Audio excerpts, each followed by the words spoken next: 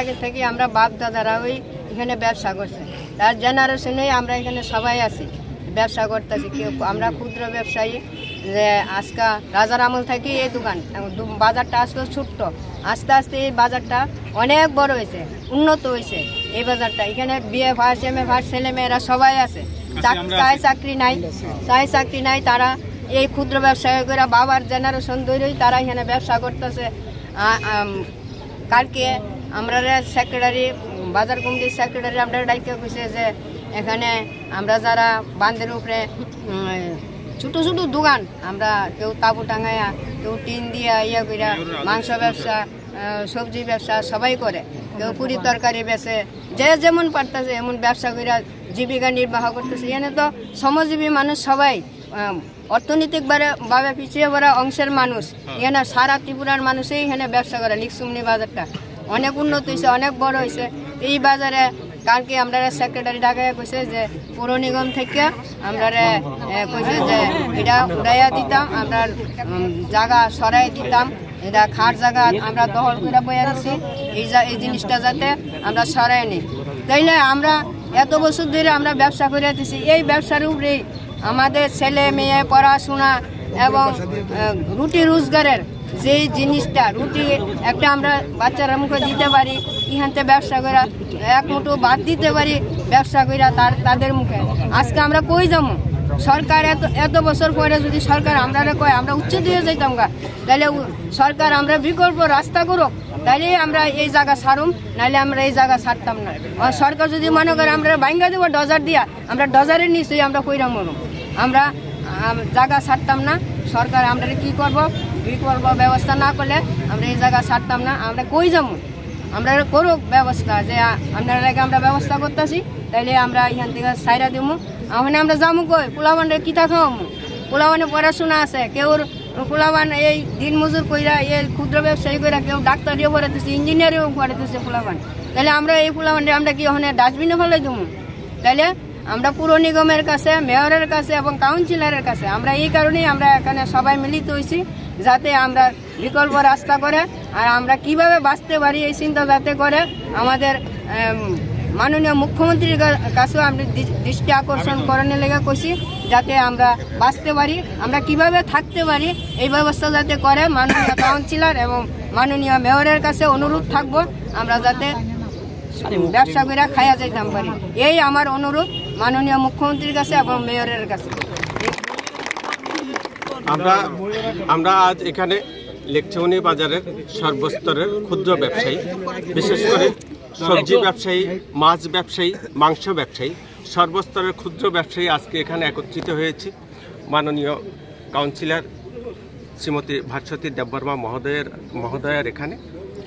আসলে গত 2 দিন আগে, গত মঙ্গলবার 4 তারিখ মাননীয় মেয়র সাহেব এবং মাননীয় কর্পোরেটর অন্যান্য পদস্থ আধিকারিক নিয়ে আমাদের লেকচৌনি বাজার ভিজিট করার পর বিকেলবেলায় মিউনিসিপ্যালিটির লোকজন এসে মাইকিং করে যায় যে আগামী 2 দিনের মধ্যে আপনাদের যা অবৈধ দোকানপাট আছে, অবৈধ মানে খাসের জায়গাতে যেসব দোকানপাট আছে সবগুলি ভেঙে ফেলতে হবে।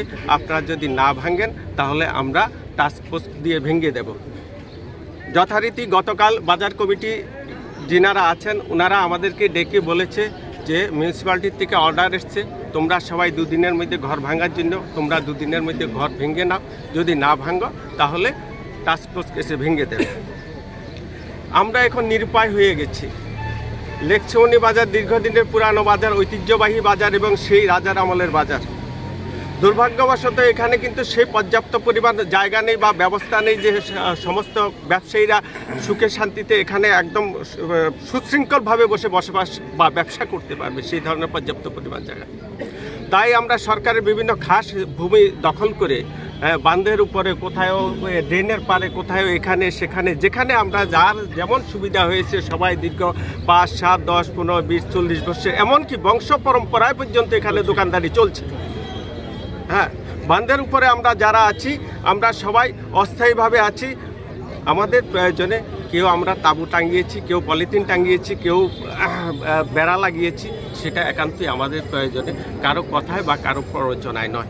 গত কিছুদিন আগে আপনারা জানেন প্রলয়ঙ্করী সেই বন্যা হয়েছিল, সেই বন্যায় আমাদের বাঁধের পাড়ে যেসব দোকানগুলি আছে সেগুলির বেশিরভাগ ক্ষতিগ্রস্ত হয়।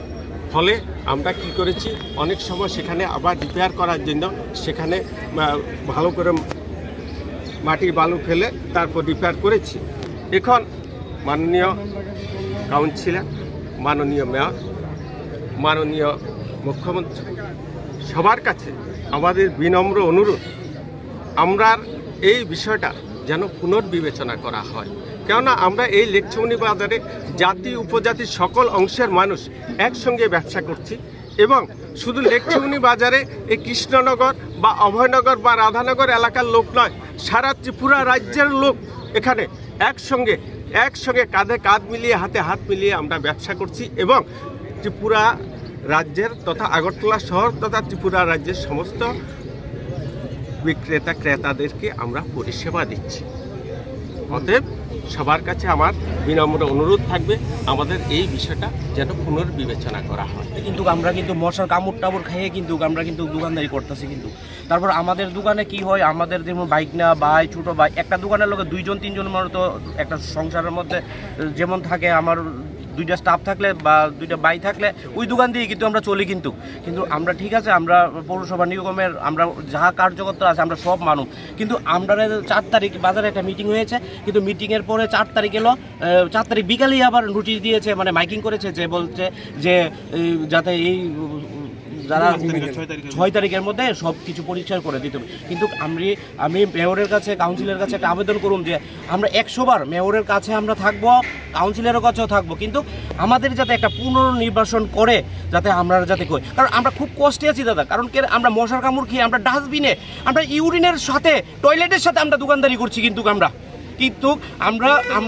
না শুধু আমাদের না, কিন্তু আমরা চাই লেকচৌনি বাজারে যেহেতু অফিসার বা ছোট বড় ধনী গরিব সব কিন্তু ওইখান থেকে বাজার করে, ওই বাজার করার পর কিন্তু আমরা 2 টাকা আয় করার পর কিন্তু আমরা সংসার চালাই। কিন্তু ওইভাবেই আমরা কাউন্সিলরের কাছে, মেয়রের কাছে, মুখ্যমন্ত্রীর কাছে আমরা আবেদন করব যাতে আমরা যাতে একটা পুনর্নির্বাচন দিয়ে তারপরে যে আমরা ভেঙে দেখ বা আমরা যাতে বাঁচতে পারি। কিন্তু আমরা কিন্তু প্রত্যেকটা সময় আমরা কিন্তু ডেনের রূপে দোকানদারি করি। আমার বাবা এখানে দোকানদারি করছে আজকে 60 বছর যাবত। আমার বাবা সিনিয়র সিটিজেন, 100 বছর হয়েছে, মরে গেছে। আমার বাবা যখন ওই ব্রিজের তলে একটা বটগাছ ছিল ওইখানে বসে মাছ বিক্রি করতো। তারপর আমরা এইভাবে অস্তে আমরা 3 ভাই আছি। আমিও এখানে আজকে 2000 সনের থেকে বিজনেস করি। আমি 2000 সনে মাধ্যমিক দিয়ে বাবার সঙ্গে মাছ ধরে আমি এই বাজারে বিক্রি করেছি। কিন্তু আমি চাই সবাই যাতে একটা পুনর্নির্বাচন করে বা আমরা একটা ব্যবস্থা করে যাতে ভেঙে যায়। 2 দিনের মধ্যে আমরা কী করবো, আমরা আগে নোটিশ দিয়ে দিত, দেখো তোমরা 2-3 মাস বা আমরা একটা কমিটির সঙ্গে বুঝা পরামর্শ করে যে আমরা একটা ব্যবস্থা করে যে ভেঙে দেবো, তাহলে আমরা মানতে রাজি। কিন্তু নাহলে আমরা কোথায় যাব? আমরা বউ বাচ্চা নিয়ে মেয়রের বাড়িতে চলে যাবো একটু, না হলে আমরা কাউন্সিলের বাড়ির সামনে বাস আমরা ছেলে মেয়ে নিয়ে দোকানদারি না করে ওইখানে বসে থাকবো। কিছু করার নেই, আমাদের ভিক্ষা করতে হবে। কারণ আমার ছোট একটা 3 বছরের মেয়ে আছে, আমি স্কুলে এখনো দেইনি, নার্সারিতে পড়ে। কিন্তু আমি কিভাবে বাঁচবো? আমার লগে যে আমার ভাই আছে, আমার যে বাতিজা আছে, এই তারা কিভাবে বাঁচবো? প্লাস আমার যে এই যে ক্ষুদ্র ব্যবসায়ীরা আছে তারা কিভাবে বাঁচবো? কিন্তু বাজারের মধ্যে, লেকচৌনি বাজারের মধ্যে একটা গুডউইল কি আছে জানেন? আমাদের যে উপজাতি মানে হিন্দু, বাঙালি, ট্রাইবেল, এর মধ্যে এদের সংযুক্ত আছে। ত্রিপুরা রাজ্যের মধ্যে কোনো জায়গাতেই নেই। আমরা একজন ব্যবসায়ীদের প্রতি আরেকজন একটা টান থাকে। যদি একজনের একটা অসুস্থতা হয়, আমরা দোকানদার মিস করে কিন্তু যাই। কিন্তু আমরা কিন্তু পার্টির জন্য কিন্তু বা বাজার কমিটির জন্য কিন্তু সব কিছু আমরা পরিশ্রম করে কিন্তু আমাদের ব্যবসা বাণিজ্যের দিকে চাই না। আর বিশেষত হচ্ছে কি, আমরা মাসে ভ্যাকসিন নেই, মাসে ভ্যাকসিন। কারণ কেন, এখানে যেই বড় বড় মশা আর যেই বড় বড় কীট পতঙ্গ আছে, আমাদের কিন্তু জ্বর বয়ের কিন্তু ভয় আছে। কিন্তু আমরা কিন্তু ডেইনে বসে কিন্তু ব্যবসা বাণিজ্য করছি। কিন্তু আমি মেয়রের কাছে, কাউন্সিলের কাছে, মুখ্যমন্ত্রীর কাছে আবেদন করব যে আমাদের একটা পুরো নির্বাচন করে যাতে আমাদেরকে একটা স্থায়ীভাবে জায়গা করে দিয়ে যাতে আমরা ভেঙে দিই। নাহলে আমরা বউ বাচ্চারা কি কোথায় যাব? আপনারা যেমন সংসার আছে, আমাদের একটা সংসার আছে। আমরা একটু নিম্ন শ্রেণী লোক, আমরা গরিব ঘরের লোক। আমাদের বাপ দাদা এই বাজারে আজকে 50-60 বছর যাবৎ বিজনেস করে আছে। এখন আমরা আসছি, আমাদের ভাই ভাতিজও আসবে। আমি এই নিয়ে ক্ষমা চাচ্ছি। কিন্তু আমাদের মুখ্যমন্ত্রী এবং মেয়র সাহেব আর কাউন্সিলর যাতে আমাদের এই ব্যাপারটা যাতে দেখে যাতে আমরা যাতে একটা করে দেই। আমরা লিকচুমুনি বাজার থেকে আইছি। আমরা এই ওয়ার্ডের কাউন্সিলর বাসকুতি দেবমার সাথে তাইনের লোকে দেখা করতে পারছি, সাক্ষাৎ করতে পারছি। আমরা লিকচুমুনি বাজারের দীর্ঘদিনের বাজার, এই এলাকার সবচেয়ে ভালো বাজার। তো আমরা যে বাজারটা বাঁধের উপরে এবং ভিতরে মিলাইয়াছিরা সবচেয়ে বড় বাজার। তো এই বাজারের ভিতরে সব জায়গার কাস্টমার যা, তো আমরা ব্যবসা বাণিজ্য করি। আজকে দীর্ঘদিন ধরে আমরা এই ব্যবসা করতেছি। অনেক সরকারি তো আইছে, কিন্তু আমরা ব্যবসা আমরা চালাই দিতেছি, ব্যবসার কোনো ক্ষতি দিতেছে না। কিন্তু এখন আমরা ওয়ার্ড অফিস থেকেও আমরা মেয়র সাহেব মানে উঠান থেকে লোক পাঠাইছি, আমরা গড়দর ভাঙ্গা দিব। তাই আমরা এখানে বাসপতির সাথে আইছি। মানে ভাঙার কারণটা কি? এটা কি আপনারা কি বেআইনিভাবে তুলছেন না মানে আমরা যে বাঁধের উপরে যে গড়দর করে রাখছি, আমরা মূলত সরকারি মানে মিউনিসিপ্যালিটির পারমিশন অনুসারে 450টা ঘর আছে, আর বাকিগুলো তো এমনিতে আমরা ফুটপাথ দেওয়ার করে ওই ব্যবসা করতেছি। হ্যাঁ, কিন্তু আমরা দীর্ঘদিন ধরে ব্যবসা করতেছি, আজকে 25-30 বছর ধরে দেওয়া করতেছি। কিন্তু হঠাৎ করে 2 দিন ধরে মাইকিং করতেছে, আমরা এই জায়গা ছেড়ে দিতাম। কিন্তু আমরা একটা বিকল্প ব্যবস্থা না করে যদি আমরা এরকম করে দিলে আমরা বউবাই চিনে কই যাবো? আমরা তো সংসার আছে, আছে। কতজন ব্যবসায়ী রয়েছেন? ব্যবসায়ী আমরা মোটামুটি মনে করেন 500-600 দোকানদার আছে। সবার দোকান কি পড়ছে? সবার দোকান পড়ছে না, যারা তর্জি ঘর আছে তারা আইছে না। আমরা শুধু ক্ষুদ্র ব্যবসায়িক যারা আছে তারাই আইছি। তো আমরা এই অবস্থা, আমরা কী করে বাঁচব? আমরা আসলে বাবা বাচ্চা ওই যাবো। আমরা যদি কোনো বিকল্প ব্যবস্থা করে দিই তাহলে আমরা একটা ঘর ভেঙে যাই। এরকম কোনো আমরা বাজারে কোনো বিকল্প ব্যবস্থা হয়েছে না। বিভিন্ন বাজারে তো অন্য কিছু ব্যবস্থা হয়েছে, মার্কেট হয়েছে, এই হয়েছে, সেই হয়েছে, কিন্তু আমরা বাজারে এরকম কিছু হয়েছে না। তো আমরা কোনো বিকল্প ব্যবস্থা করে তারপরে আমরা ভেঙে দেখ না তাহলে আমরা ওইটা যাবো। কিন্তু এরকম না করে সে হঠাৎ করে বলতেছে ঘর ধর ভেঙে দিব, ফুটপাতে এমনি বইয়ে ব্যবসা করবো লেগে। এমনি কি হয়নি? রাইট ফেরা বৃষ্টির দিন আইতেছে, দেখছেন তো লকডাউনের সময় আমরা মাঠে দিয়েছে, তারপরে আমরা কি কষ্ট করে দোকানদারি করছি, তাও তো আমরা মাইনা গেছি, আমরা মাঠে করছি। এই যে বৃষ্টি বাদলা, মাল নষ্ট হয়েছে, গরু খাইলা, বৃষ্টি আইলে মাল দুয়ে জায়গা, তো আমরা কিচ্ছু হয় না। কিন্তু এখন যদি আমরা যদি ঘর ধর ভেঙে দেয় তাহলে আমরা অস্থায়ী দাঁড়াবো, আর যারা ঘরের ভিতরে বই তারা অস্থায়ী দাঁড়াবো, তারাও তো গিয়ে ঘরে একটু দাঁড়াইতে পারে। তুফান বৃষ্টি আইলে তারা দোকানদারি সাইরা পালাওয়াটকে রেখে দিতে পারে। যদি ঘরটি না থাকে আমরা এত লোক কই গিয়ে কি করুম, কোন কই ফাল্লা রাখুম, কই কেমনে কারেন্ট লাগামো, কেমনে কি করুম? আমরা তো কারেন্ট লাগাইবার ব্যবস্থা হইতো না, তাহলে আমরা কেমনে ব্যবসা করুম? দিনে রাইতে ব্যবসা করতেছি, তো রাত্রিবেলা কারেন্ট কেমনে লাগামো যদি খোলা মার্কেটে জায়গা? তো আমরা কেমনে ব্যবসা করবো? এই লেগে আমরা এই কারণে আমরা কাউন্সিলরের কাছে আইসি। আমরা পাড়ার কাউন্সিলর এই যে বাজারের লবি আছে বাসপুতি, তাই যাতে একটা করে, তাই আমরা মেয়র সাহেব আছে, তাই তো আমরা মেয়র সাহেব আমরা তো মনে করেন তাইনের লোকে আমরা জড়িত আছি, তাই যে কোনো সময় যেন কিছু দেয় আমরা আসি। কিন্তু আমরাও তো যাতে ব্যবস্থা করি, আমরা গরিব মানুষ বাঁচতে চাই, আমরা একটা বাজার রাস্তা দেয় এটি আমরা কইতাম চাই। তাই কোনো ট্যাক্স গভর্নমেন্ট থেকে নেই, আগে গভর্নমেন্ট থেকে আপনার এই জমা নিত, আগে গভর্নমেন্ট প্রতি বছরে জমা নিত, তাই জমা আমরা দিয়ে দিতাম। কিন্তু এখন গভর্নমেন্ট থেকে কোনো জমা নিতেছে না, তাই আমরা দিতে পারি না। এমনি সাফাই সব দিই আমরা গভর্নমেন্ট। কিন্তু করোনার পরে থেকে যে করোনার আগে থেকে গভর্নমেন্ট লিস্ট দিতেছে না, মানে টাকা তুলবে লেগে তাই তুলে না, আমরাও দিতে পারি না।